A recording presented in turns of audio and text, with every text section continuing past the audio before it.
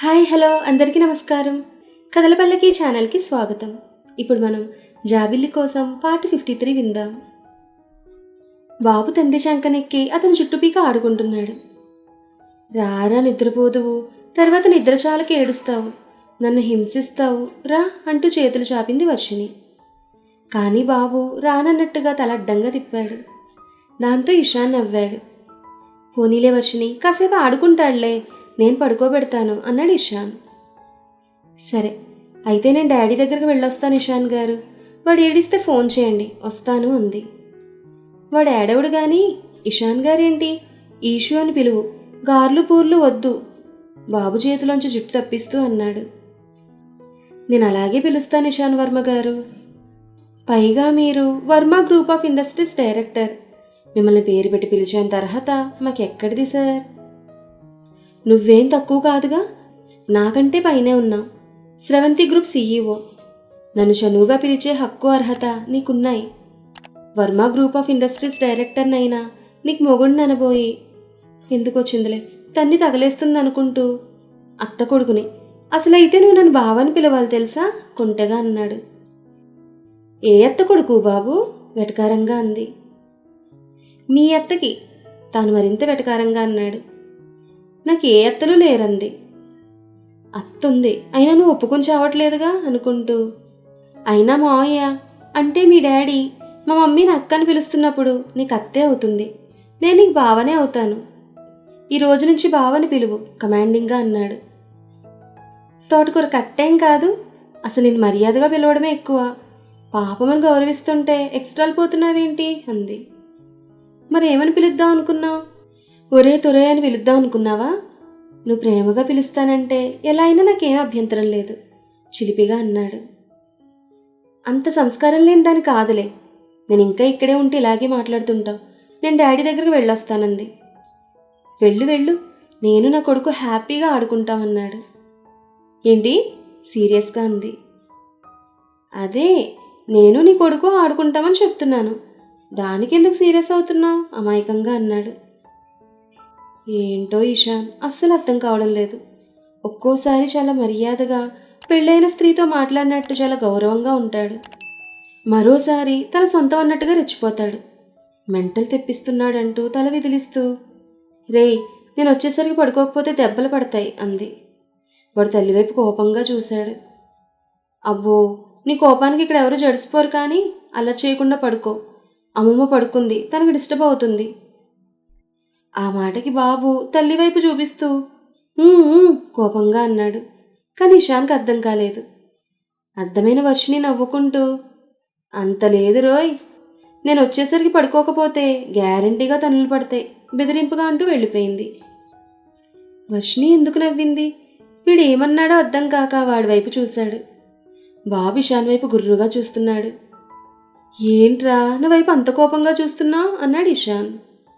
బాబు మరింత కోపంగా తల్లి వెళ్ళిన వైపు చూపించాడు. మమ్మీ కావాలా అని అడిగాడు. కాదన్నట్టుగా తల ఊపాడు. మరేంట్రా నీ గోల, నాకు అర్థం కావడం లేదు అన్నాడు ఇషాన్. పాపం వాడి భాషలో వాడు ఏదో చెప్పాలని ప్రయత్నం చేశాడు తల్లి వెళ్ళిన వైపు చూపిస్తూ. కానీ ఇషాన్కి అర్థమైతే కదా. తన బాధ అర్థం చేసుకోకపోవడంతో వాడి కోపం వచ్చేసింది. ఇషాన్ చెంప మీద ఒక్కటేశాడు. దెబ్బ చురుక్కుమనడంతో, అప్ప నా కొడుక ఇంత కోపమేంట్రా నీకు అన్నాడు ఇషాన్. కానీ వాడేమో అమ్మ మా అమ్మ అంటూ మళ్ళీ చెంప మీద కొట్టాడు. వీడేం చెప్తున్నాడో నాకు అర్థమే చావడం లేదు, వీడేమో ఊరుకోకుండా నన్ను చావబాతున్నాడు అనుకుంటూ ఆలోచనలో పడ్డాడు. బాబు మాత్రం అమ్మ అమ్మ అని కోపంగా అంటున్నాడు. కాసేపటికి ఇషాన్ బుర్ర వెలిగింది. మీ అమ్మ నేను తిట్టిందని కోపం వచ్చిందా అన్నాడు. అవునన్నట్టుగా తలూపాడు వాడు. మరి మీ అమ్మ తిడితే నన్నెందుకురా కొట్టడం? బాబు మళ్ళీ ఇషాన్ భుజం మీద కొడుతూ అమ్మా అన్నాడు. అప్పుడు అర్థమైంది ఇషాన్కి వాడి బాధ. నీకంత లేదు రోయ్ అన్న వర్షిని మాటలు గుర్తొచ్చాయి. మీ అమ్మకు నీ భాష అర్థమైంది, తల్లి కొడుకులకు మంచి కమ్యూనికేషన్ ఉందిరా మురిపెంగా అన్నాడు. బాబు పెదవులు బిగించి కోపంగా చూస్తున్నాడు. అర్థమైందిలేరా, మీ అమ్మ నేను తిట్టిందని నన్ను కొట్టమంటున్నావా, అంతే కదరా నవ్వుతూ అన్నాడు. దాంతో వాడి ముఖంలో చిరునవ్వు వచ్చింది.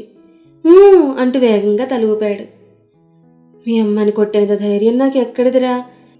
అయినా మీ అమ్మని నేనెందుకు కొడతానురా? మీ అమ్మ అంటే నాకు ప్రాణంరా.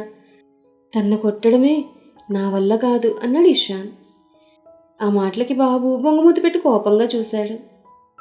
అయినా ఈ టైంలో పడుకోవాలి కదరా, మీ అమ్మ తప్పుగా ఏమీ అనలేదు కదా అన్నాడు ఇషాన్. వాడికి బాగా కోపం వచ్చి అతని చేతుల్లో నుంచి దిగబోయాడు. ఏంట్రా ఇప్పుడు, నువ్వు ప్రతీకారం తీర్చుకోవాలి అంతే కదా అన్నాడు. అవునన్నట్టుగా చూశాడు బాబు. పోలికలే కాదురా, బుద్ధులు కూడా మీ అమ్మవే వచ్చినట్టున్నాయి. మీ అమ్మ కూడా నా మీద ప్రతీకారం తీర్చుకుంటోంది నన్ను క్షమించకుండా. సరిపోయారు తల్లి కొడుకులు ఇద్దరూని. శాడిస్టులురా మీరు అన్నాడు ఇషాన్. ఆ మాటకిద్దరు గుర్రుగా చూశాడు. రేయ్, నేను నీ మాట విని మీ అమ్మని కొడితే ఊరుకుంటుందా? మీ అమ్మ ఇది వరకులా సాఫ్ట్ కాదు. ఇద్దరినీ కలిపి ఎరగదీస్తుంది. అవసరమైతే నలుగురిని పెట్టి కొట్టిస్తుంది. ఇప్పుడు మనం తన్నించుకోవడం అంత అవసరమా? ఈసారి క్షమించి వదిలేద్దాంలే. మళ్ళీ తిడితే అప్పుడు నాతో చెప్పు, కొడతాను ముజ్జగిస్తూ అన్నాడు. వాడేమో మూతి ముడుచుకున్నాడు. వారిని, నువ్వు మామూలుడు కాదురా. నీ కోపం వస్తే నువ్వే కొట్టాలి కానీ నన్ను కొట్టమండవేంట్రా? మీ అమ్మ దగ్గర నన్ను ఇరికించాలని కాకపోతే చిరుకోపంగా అన్నాడు. వాడు అలిగి మొహం తిప్పుకున్నాడు. నా బంగారు కొండ కదా అని గడ్డం పట్టుకుని బ్రతిమలాడినా వాడు అలక తీరలేదు. హనీలాగే వీడు కూడా టఫ్. వీడు అలక ఎలా మానిపించాలా అని ఆలోచించాడు. ఐడియా అనుకుంటూ మనం షికార్కి వెళ్ళి చాక్లెట్ కొనుక్కుందామా అన్నాడు. వాడి ముఖం వెలిగిపోతుండగా గబగబా తలూపాడు. అమ్మయ్యా అనుకుంటూ బాబుని తీసుకుని కారులో షికారుకి వెళ్ళాడు. నిశ్శబ్దమైన పరిసరాల్లో కారు స్పీడ్గా వెళ్తుంటే బాబు కళ్ళు పెద్దవిగా చేసి సంబరంగా చూస్తున్నాడు. ఇప్పుడు షాపులుండవు, చాక్లెట్ కొనివ్వకపోతే అలుగుతాడా ఏంటి అనుకుంటూ కొడుకు వైపు చూశాడు. వాడు సంబరంగా వెలుగుతున్న లైట్లను చూస్తున్నాడు. చాక్లెట్ మర్చిపోయినట్టున్నాడు అనుకుంటూ కారు స్పీడ్ పెంచాడు ఇషాన్. కారు స్పీడ్కి గాలి రివ్వును కొడుతుంటే అదో ఆటలా అనిపించి వాడికి ఏరింతలు కొట్టాడు. తండ్రి దగ్గరికి వెళ్ళిన వర్షిని, డాడీ ఎంతవరకు వచ్చింది అని అడిగింది. చూస్తున్నారు బంగారం, అప్పుడు ఏం తెలుస్తుంది అన్నాడు. నేనుంటాను, మీరు వెళ్ళి పడుకోండి, టైర్డ్ అయిపోయారు అంది. నేనేమన్నా చేస్తున్నానమ్మా? ఊరికే వాడు చేస్తుంటే చూస్తున్నానంతే. ఇంతకీ ఇషాన్ ఫ్రెండ్ వచ్చాడా? పని అయిపోయిందా అన్నాడు. అయిపోయింది డాడీ, తర్వాత మాట్లాడతాను. అందరూ అక్కడ ఉండడంతో అంది. సరే అన్నట్టుగా ఆయన తల ఊపాడు. అందరూ సీరియస్గా అకౌంట్స్ చూస్తున్నారు. రాగమాలిక వర్షిణిని చూసి నవ్వుతూ ఆమె దగ్గరకు వచ్చి, ఇప్పటి వరకు అయితే అన్నీ కరెక్ట్గానే ఉన్నాయి మేడం. మిగతా డిపార్ట్మెంట్లో చూస్తున్నారు. ఏమైనా లూప్ హోల్స్ ఉన్నాయో లేదో తెలియదు. నాకు ఇక్కడే సరిపోయిందంది. ఇట్స్ ఓకే, నేను వెళ్ళి చూస్తానంది. నేను రఘురామ్ గారు వెళ్ళి చూసాం అన్నాడు కృష్ణ చైతన్య. పర్వాలేదు డాడీ, నేను ఒకసారి చూసొస్తానంది. సరే నీ ఇష్టం అన్నాడు ఆయన. రెండు మేడం వెళ్దాం అంది రాగమాలిక. నువ్వెందుకు రాగా, నీ వర్క్ డిస్టర్బ్ అవుతుంది, నేను వెళ్ళి చూస్తానులే అంది. పర్వాలేదు మేడం, ఎంతసేపు, ఈ లోపు వెళ్ళి చూస్తుంటారంటూ అక్కడున్న వాళ్ళకి చెప్పింది. ప్రతి సెక్షన్కి వెళ్ళి చూసింది. ఆమె రాగానే అందరూ అలర్ట్ అయ్యారు. అక్కడ వర్క్ మానిటర్ చేస్తున్న వ్యక్తితో రాగమాలిక మాట్లాడింది. మేడం, ఏం ఆందోళన పడాల్సిన అవసరం లేదు. ప్రస్తుతానికి అన్నీ కరెక్ట్గానే ఉన్నాయి. ఇంకా టైం పడుతుందన్నాడు వర్షినితో. ఓకే అంటూ మరో సెక్షన్కి వెళ్లారు. ఏంటి పరిస్థితి అని అడిగింది. మేడం, హౌస్ కీపింగ్ డిపార్ట్మెంట్లో మిస్లీనియస్ అమౌంట్ అని లక్షల్లో మిస్యూజ్ చేశారు. అంతేకాదు, ప్రతి 2 నెలలకు ఒకసారి ఎంప్లాయీస్ని మారుస్తున్నారు. శాలరీస్ మాత్రం హైక్ చేసి ఇస్తున్నారన్నాడు. అదంతా మౌనంగా విన్న వర్షిని, సరే డీటెయిల్ రిపోర్ట్ ఇవ్వండి, నేను చూసుకుంటానంది. సరే మేడం అంటూ వినయంగా అన్నాడు. తిరిగి తండ్రి దగ్గరకు వస్తూ, రాగా, మీరే కదా అన్ని డిపార్ట్మెంట్లకు శాలరీస్ పే చేసేది, మీకు అనుమానం రాలేదా? ప్రతిసారి కొత్త పేర్లు, కొత్త అకౌంట్స్ అంది. అది నేను చూడను మేడం, వేరే వాళ్ళ పని చూస్తారంది. వర్షిని ఏం మాట్లాడలేదు.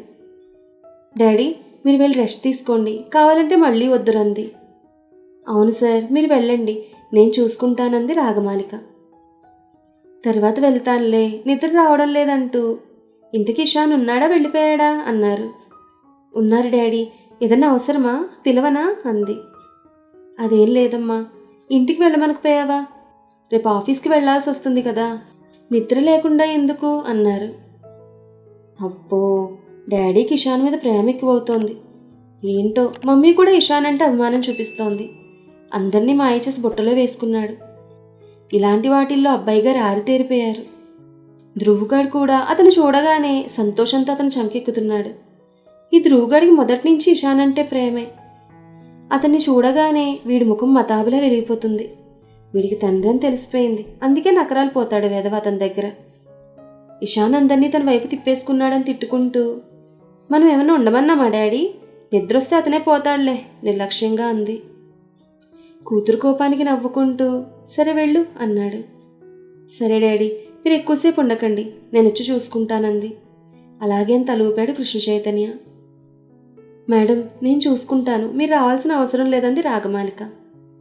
పర్వాలేదంటూ, మీరందరూ ఒక 1 అవర్ రెస్ట్ తీసుకోండి, తర్వాత వర్క్ చేయొచ్చులే అంది. పర్వాలేదు మేడం, మాకు అలవాటే అన్నారు అక్కడ ఉన్నవాళ్ళు. నువ్వన్నా రెస్ట్ తీసుకోరాగా అంది వర్షిణి. ఏం పర్వాలేదు మేడం, కావాలనిపిస్తే తీసుకుంటాను. Thanks for your concern madam అంది రాగా. వర్షిణి చిన్నగా నవ్వుతూ, నా స్టాఫ్ బాగోగులు నేనే కదా చూసుకోవాల్సింది, మళ్ళీ నువ్వు సిక్ అయితే నాకే ఇబ్బంది, ఇందులో నా స్వార్థం కూడా ఉంది అంది వర్షిణి. రాగమాలిక నవ్వుతూ, మీకు స్వార్థం లేదు మేడం అంది. అవునా, నీకెలా తెలుసు? నేను పరిచయం అయింది ఈరోజేగా అంది. ఎంతకాలం నుంచి పరిచయం ఉందని కాదు మేడం, మీతో 10 నిమిషాలు గడిపితే చాలు, మీరెంత మంచివారో తెలిసిపోతుంది. మీకెంత కోపమున్నా నా ఇబ్బందిని గమనించి సెక్యూరిటీనిచ్చి ఇంటికి పంపించారు. అంతేకాదు, అకౌంటెంట్ వాళ్ళకి ఇబ్బంది కలగకుండా అన్ని ఏర్పాట్లు చేశారంది. దీన్ని చూసి నేను మంచిదని అనుకుంటున్నావా? అది కూడా నా స్వార్థమే. మిమ్మల్ని బాగా చూసుకుంటే బాగా వర్క్ చేసి మా కంపెనీకి మంచి పేరు తెస్తారని. అంతే. I'm very very bad girl తెలుసా? కావాలంటే మా డాడీని అడుగు గంభీరత్వం నటిస్తూ అంది. కృష్ణ చైతన్య పక్కున నవ్వుతూ, నిజమే, ఈ మధ్య బ్యాడ్ గర్ల్గా తయారైందన్నాడు. డాడ్ అంటూ చిరుకోపంగా అంది. నువ్వే కదా బంగారం అన్నావు, నా తప్పేముంది అన్నాడు ఆయన. అందరూ నవ్వారు. మేడం, మంచివాళ్ళు తమ మంచివాళ్ళమని చెప్పుకోరు, చెడ్డవాడు తను చెడ్డవాడినని ఎప్పటికీ చెప్పుకోరు. దీనివల్లే మీరు మంచివారని చెప్పడం లేదు. ఎంత కోపం వచ్చినా మీ మాట తీరు, మీ ప్రవర్తన మీరేంటో చెప్తోందంది.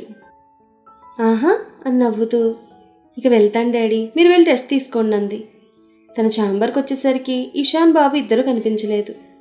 ఏమయ్యారు అంటూ కంగారు పడింది.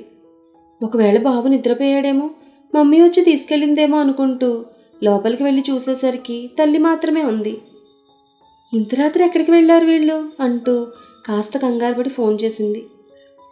రింగ్ అవుతోంది కానీ తీయలేదు. దాంతో వర్షిణి మరింత కంగారు పడింది. మరో 2 సార్లు ఫోన్ చేసినా తీయకపోవడంతో ఏమైంది అంటూ గుండెల్లో భయం మొదలైంది. పదే ఫోన్ చేసింది. కానీ ఇషాన్ ఫోన్ తీయకపోవడంతో ఏదైనా ప్రమాదం జరిగిందా అని గుండె గుబేలుమంది. ధ్రువ్, వాడికి ఏదన్నా ఊహించడానికి కూడా ధైర్యం చాలలేదు. కళ్ళల్లో నీళ్లు తిరిగాయి. ఇక సెక్యూరిటీని అలర్ట్ చేద్దాం అనుకుని ఫోన్ కట్ చేయబోతుండగా ఇషాన్ లిఫ్ట్ చేశాడు. ఎక్కడ చచ్చావు? ఫోన్ చేస్తుంటే తీయవే కోపంగా అరిచింది. ఎందుకంత ఫైర్ అవుతోందో అర్థం కాలేదు. సారీ, చూసుకోలేదు అన్నాడు ఇషాన్. గాడిదలు కాస్తున్నావా? ఇంత రాత్రి బాబుని ఎక్కడికి తీసుకెళ్ళావు కోపంగా అంది. ఇదేంటి మిరపకాయ తిన్న కోతులు అరుస్తుంది అనుకుంటూ వస్తున్నా అంటూ ఆమె ఏదో అంటున్నా కూడా వినిపించుకోకుండా కట్ చేశాడు. హిడియట్, ఇంత రాత్రి బాబుని తీసుకుని ఎక్కడికి ఊరేగడానికి వెళ్ళాడో కోపంగా అనుకుంది. మరో 10 నిమిషాలకి బాబుని తీసుకుని వచ్చాడు. బాబుకు అప్పటికే నిద్ర వస్తున్నట్టుంది. కళ్ళు నులుముకుంటున్నాడు. తల్లిని చూడగానే చేతులు చాపాడు. వాణ్ణి తీసుకుంటూ, బుద్ధుందా? ఇంత అర్ధరాత్రి షికారులేంటి? ఫోన్ చేస్తే తీయవు? బాబుకి ఏమైందో అని భయపడి చచ్చాను అంటూ ఇషాన్ మీద విరుచుకుపడింది. ఎందుకంత భయం? నేనేగా బాబుని తీసుకెళ్ళింది, ఇంతలో ఏమవుతుంది? ఆమె కోపం పట్టించుకోకుండా కూల్గా అన్నాడు ఇషాన్. పసివాడితో అర్ధరాత్రి షికారులేంటి? నీ బుద్ధులన్నీ వీడికి నేర్పకు. ఈ టైంలో పబ్బుల నుంచి డ్రింక్ చేసి ఎంత స్పీడ్గా డ్రైవ్ చేస్తారో తెలుసు కదా. నువ్వు ఫోన్ తీయకపోయేసరికి వాడికి ఏమన్నా అయిందేమోనని గుండె ఆగిపోయింది. పైగా రైవలరీస్, మమ్మల్ని ఏం చెయ్యలేక వీడిని టార్గెట్ చేశారేమోనని భయపడి చచ్చాను. సెక్యూరిటీని పంపిద్దాం అనుకున్నాను, అయినా బుద్ధుండక్కర్లేదు కోపంగా అంది. వాడికి ఏదైనా అయితే నేను చూస్తూ ఉంటానా? వాడి మీదకి ఎవరొచ్చినా నన్ను దాటి వెళ్ళాలి. వాడి మీద చెయ్యి వేస్తే వాడు ఎవడైనా సరే డైరెక్ట్గా శ్మశానానికి పార్సిల్ చేస్తాను. ఎర్రబడ్డ కళ్ళతో కోపంగా అన్నాడు ఇషాన్. అంతవరకు తెచ్చుకోవడం ఎందుకు? ఇంకోసారి బాబుని తీసుకెళ్తే మర్యాదగా ఉండదు సీరియస్గా అంది. అబ్బో, నీకు మాత్రమే కొడుకున్నాళ్లే, తెగరెచ్చిపోతున్నావు అన్నాడు ఇషాన్. అవును, అయితే నీకేంటి కోపంగా అంది. నీ కొడుకేంటే? వాడు నాకు కూడా కొడుకే. ఆ హక్కుతోనే తీసుకువెళ్ళాను. నాకు తెలియదని వాడి మీద నాకు హక్కు లేనట్టుగా తెగరెచ్చిపోతున్నావు. టైం నీది, నా టైం వచ్చినప్పుడు ఇంతకింత తీర్చుకోకపోను అనుకుంటూ రాకాసులాగా నా మీద పడ్డం ఆపి వాడికి నిద్ర వస్తోంది, పడుకోబెట్టు అన్నాడు ఇషాన్. నేను రాక్షసినా? గుర్రుగా చూస్తూ అంది. అవునే నా అందాల రాక్షసి, వచ్చినప్పటి నుండి నోరు వేసుకుని మీద పడుతున్నావు కదా, నన్ను చెప్పనిస్తేగా. బాబుని ఎంతసేపు ఇంట్లోనే ఉంచితే వాడికి విసుగొస్తుంది. అప్పుడప్పుడు బయటకు తీసుకెళ్ళాలి. నేను బయటకు తీసుకెళ్తే వాడు ఎంత సంతోషపడ్డాడో తెలుసా? పాపం, వాడి తండ్రి దగ్గరుంటే తీసుకెళ్లేవాడు, అందుకే బాధ్యత నేను తీసుకున్నాను. తప్ప? అమాయకంగా అన్నాడు. నువ్వేమీ బాధ్యత తీసుకోవాల్సిన అవసరం లేదు. వాడిని ఎలా చూసుకోవాలో, ఏ విధంగా సంతోషంగా ఉంచాలో నాకు తెలుసు. నీ జాలి వాడికి అవసరం లేదు కోపంగా అంది. నాలాంటి వాడు జాలి పడకూడదంటే తొందరగా మీ ఆయన రమ్మను. కొంటె నవ్వు పెదాలపై విరబోస్తుండగా అన్నాడు ఇషాన్. మా ఆయన తన ఇష్టం వచ్చినప్పుడు వస్తాడు, నీకెందుకు కోపంగా అంది. నీకెందుకు ఇంత కోపం వస్తోంది? కొంప తీసి మీ ఆయన అక్కడ సెటప్ గాని పెట్టాడా? అందుకే రావడం లేదు అన్నాడు ఇషాన్. దాంతో వర్షిణి ముఖం ఎర్రబడింది. చిచి, మా వారు అలాంటి వారు కాదు, నేనంటే ప్రాణం అంది. మీ ఆయన మీద అంత నమ్మకమా? కొంటెగా అన్నాడు. అవును, నన్ను తప్ప వేరే వాళ్ళని కన్నెత్తి కూడా చూడడు. నేనంటే అంత ప్రాణం గర్వంగా అంది. ఆ మాటకి ఇషాన్ పెదవులు అందంగా విచ్చుకున్నాయి. ఆ మాటలు చెప్తుంటే వర్షిణి కళ్ళల్లో కనిపిస్తున్న నమ్మకానికి ప్రేమకు ముగ్ధుడయ్యాడు. ఇంత ప్రేమ పెట్టుకుని ఎందుకే నన్ను దూరం పెట్టి, ఇంత ప్రేమ పెట్టుకుని ఎందుకే నన్ను దూరం పెట్టి నువ్వు బాధపడి నన్ను బాధ పెడుతున్నావు? ధ్రువుగాడికి ఇద్దరం కలిసి అందించాల్సిన ప్రేమను దూరం చేస్తున్నావని బాధగా అనుకుంటూ, అయితే మంచిదే, ధ్రువుగాడికి వాడి తండ్రి వచ్చి ప్రేమను అందించే వరకు నేను ఆ స్థానంలో ఉంటాను. నువ్వు అరిచి గీపెట్టినా నన్ను వాడిని విడదీయలేవు. నేను వస్తూనే ఉంటాను, వాడిని షికార్లకు తిప్పుతాను. వాడి సంతోషమే నాకు ముఖ్యం మొండిగా అన్నాడు ఇషాన్. మరి తర్వాత ఏం జరిగిందనేది నెక్స్ట్ ఎపిసోడ్లో తెలుసుకుందాం. ఈ కథ మీకు నచ్చితే లైక్ చేయండి, షేర్ చేయండి, కామెంట్ చేయండి. అలాగే మన కథల పల్లకి ఛానల్ని సబ్స్క్రైబ్ చేసుకుని పక్కనే ఉన్న బెల్ ఐకాన్ని క్లిక్ చేయడం మాత్రం మర్చిపోకండి. ధన్యవాదాలు.